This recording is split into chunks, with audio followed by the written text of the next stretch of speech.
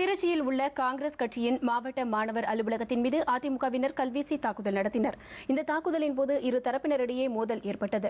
தமிழக காங்கிரஸ் கமிட்டியின் தலைவர் EVKS இளங்கோவனின் பேச்சுக்கு கண்டனம் தெரிவித்து திருச்சி நாடாளுமன்ற உறுப்பினர் ப. குமார் தலைமையிலான அதிமுகவினர் கோட்டை ரயில்வே மேம்பாலத்தில் இருந்து ஊர்வலமாக சென்றனர்.